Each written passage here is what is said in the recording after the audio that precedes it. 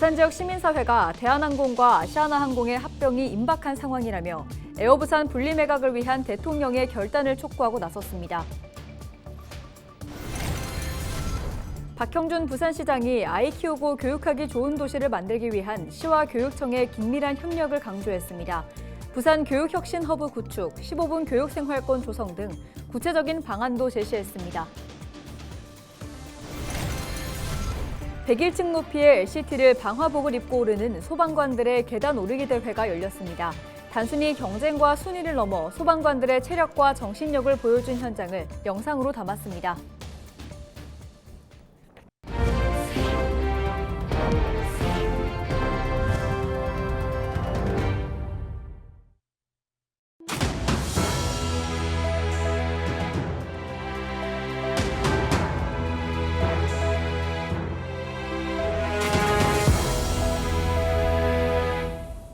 시청자 여러분 안녕하십니까? 헬로티비 부산 뉴스입니다. 부산 지역 시민사회가 가덕 신공항 거점 항공사 확보와 에어부산 분리 매각을 즉각 이행하라며 대통령의 결단을 촉구하고 나섰습니다. 에어부산 분리 매각 가덕 신공항 거점 항공사 추진 부산시민운동본부는 30일 부산시의회에서 기자회견을 열어 대한항공과 아시아나항공의 합병이 임박한 상황이고 저가항공사 통합이 진행되면 에어부산은 사실상 소멸된다며 아시아나항공 계열사인 에어부산의 분리 매각이 시급하다고 주장했습니다. 정부와 산업은행은 에어부산 등 저가 항공사는 통합하여 비수도권에 본사를 두겠다고 밝혔지만 현재는 인천공항을 거점으로 하겠다는 대한항공의 발표를 공식화해주고 있고 에어부산 분리 매각마저 손을 놓고 있지 않은가. 운동본부는 부산 시민의 강렬한 열망을 바탕으로 에어부산 분리 매각을 즉각 이행하도록 해야 한다며 대통령이 결단을 내릴 것을 촉구했습니다. 박형준 부산시장이 아이 키우고 교육하기 좋은 도시를 만들기 위한 시와 교육청의 긴밀한 협력을 강조했습니다. 박 시장은 30일 오전 교육청 강당에서 열린 교육청 직원 대상 특강에서 수도권 일극화와 지역 소멸 위기, 지역 인재 유출 문제 해결 방안 중 하나가 교육이라며 부산의 발전과 미래를 위해 교육과 행정이 함께 나아가야 한다고 강조했습니다. 또 부산 교육혁신 허브 구축, 15분 교육생활권 조성, 글로벌 인재 양성 등 구체적인 협력 방안을 제시했습니다. 언제 어디서나 불이 나든 사고가 나든 항상 시민들의 생명과 안전을 지키는 사람들, 바로 소방관들입니다. 소방관 하면 기본적으로 필요한 것이 바로 체력일 텐데요. 네, 전국에서 두 번째로 높은 해운대 LCT, 무려 101층인데요. 일반인들은 상상도 하기 힘든 이 101층의 계단을 소방관들이 방화복을 입고 올라가는 대회가 열렸습니다. 소방 공무원들의 강인한 체력과 정신력을 볼 수 있었던 그 현장, 영상으로 소개합니다.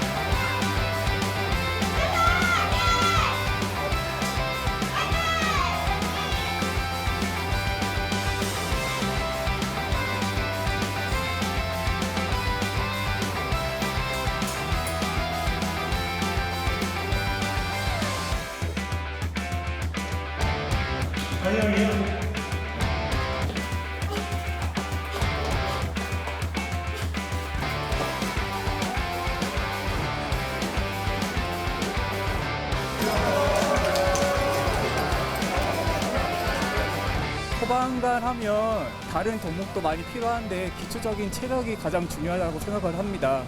그중에 계단 올라갔을 때 소방 활동에서 가장 필요한 계단 오르기가 체력의 가장 기본이지 않을까 싶습니다.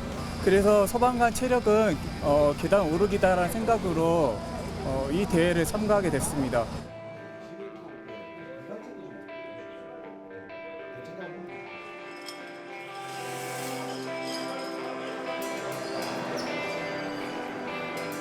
정년이 5년 정도 남아서 퇴직 전에 마지막 도전이었는데 힘들었지만은 보람은 있었습니다.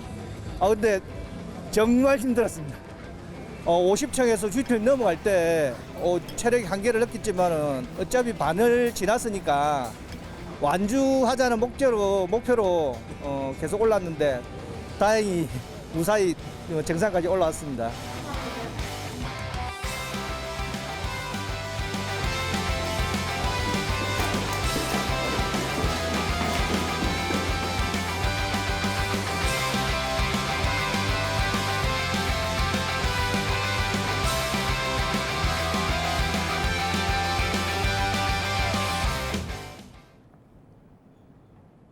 가을산을 은빛으로 물들인 억새의 향연. 부산 승악산 억새군락지를 일컫는 말인데요.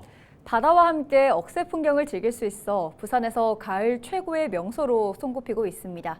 박철우 기자가 다녀왔습니다.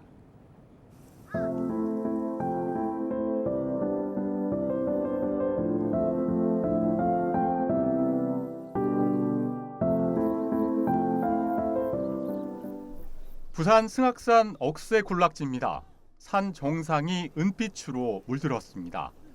높은 하늘에 저 멀리 펼쳐진 다대포 앞바다를 바라보면 가슴이 졸로 시원해집니다. 되게 이렇게 낙동강 하류가 눈에 보여가지고 가슴이 뻥 뚫리는 느낌이 항상 많이 들고요. 항상 여기 와서 힐링을 하고 가는 그런 느낌이 듭니다. 축구장 36개 크기의 승악산 억새군락지. 외국인에게도 매력적인 장소입니다. I think October is the perfect time for hiking. The weather's perfect, the grass is beautiful. This is probably the best place to be in Busan right now.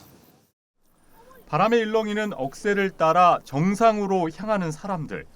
시원한 가을바람을 맞으며 이리저리 출렁이는 은빛 물결에 마음까지 한결 가볍습니다. 너무 하늘이 파랗고 정말 선물 같은 하늘이에요. 이런 분위기를 오늘 친구들하고 같이 걸으면서 느끼니까 너무 기분이 좋아요. 성인 키만한 억새 사이길을 걸어보고 찰나의 순간도 사진으로 담아냅니다. 함께 온 가족, 친구들과 준비해온 음식을 함께 나누며 깊어가는 가을의 정취를 느낍니다. 집에서는 좀 이렇게 턱턱 막히는 게 입맛이 없는데 여기는 괜히 땡겨요. 모든 반찬이. 너무너무 맛있어요. 부산의 억새 명소인 승악산 억새는 이달부터 다음 달 초까지 절정에 이를 것으로 예상됩니다. BTV 뉴스 박철우입니다. 제11회 부산광역시장배 파크골프대회가 30일 삼락 생태공원 일대에서 열렸습니다. 개인전과 남녀전으로 진행된 이번 대회에는 부산시 파크골프협회 소속 회원 300여 명이 출전해 기량을 겨뤘습니다. 부산시 파크골프협회는 16개 구군협회를 두고 있으며 7,800여 명이 회원으로 활동하고 있습니다. 부산시 선거관리위원회가 기부행위를 한 혐의로 새마을금고 이사장 선거 입후보 예정자인 A씨를 경찰에 고발했습니다. A씨는 올해 설 명절 즈음에 금고 경비로 지역마트 상품권을 구입한 뒤 금고 회원 20여 명에게 제공하고 추석 때도 같은 방식으로 회원 7명에게 제공한 혐의 등을 받고 있습니다.